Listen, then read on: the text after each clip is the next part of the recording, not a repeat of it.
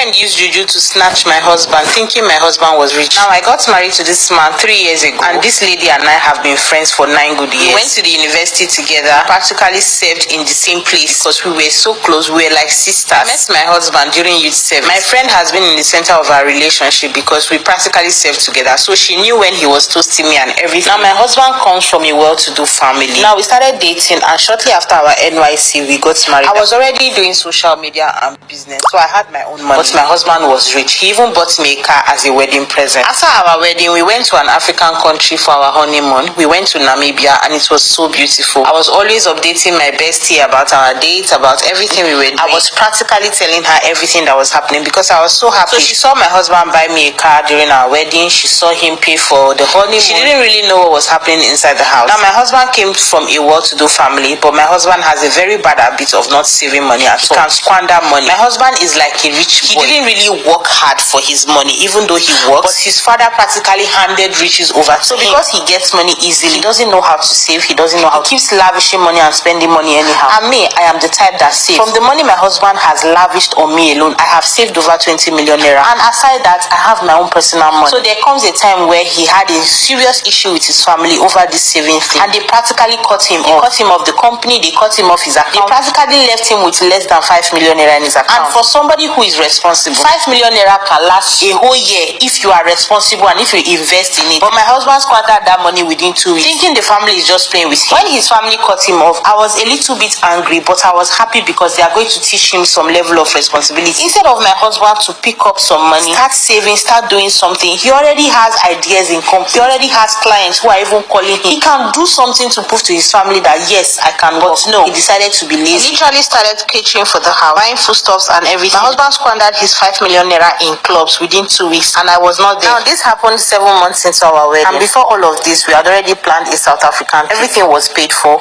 It was just for us to travel. Now the date is there, and my husband has no money. And me, I'm not about to miss out my trip. Since he had already paid for everything, I decided, okay, let's just go. If it's buy little things, I can afford that. So we went on that trip. We did a little shopping. I still bought for him because I have my own money. So even after our trip, my friend will be gisting me and saying, girl, you are so lucky. Your husband is this. I'm still single in the streets. Nothing is happening. You know, I'll be telling her, yes, so my husband is a godsend to me. He does this, he does that. He's even planning to change my car. She will be like, you guys have gone to Namibia. You guys have gone to South Africa. She was just saying all sort of things. And I was just playing along because I was not embarrassing myself by telling her that my husband does not even go to work anymore. Cut the long story short, almost 2 years into our wedding, my husband practically started hating me. This is somebody that I have been managing. Go to work, no. If not for his friends and the connection he has made, he will practically have no 10,000 naira to spoil his car. His friends will still bring one deal. He will make 200k, 500k for me. Because of pride, he refused to go and beg his father or do anything to prove to his father that yes, I can work. He practically allowed pride to ruin everything for him. Somebody that was earning nothing less than 10 to 20 million naira in a month is now earning 200k, 500k once every other month. And I was minding my business. All of a sudden, the hate shed came from nowhere. My husband would start shouting at me, talking about all this. Before you know, he started mentioning my friend's name. Your friend is better than you. She talks with much respect. At this one, you will soon leave this house. I'm like,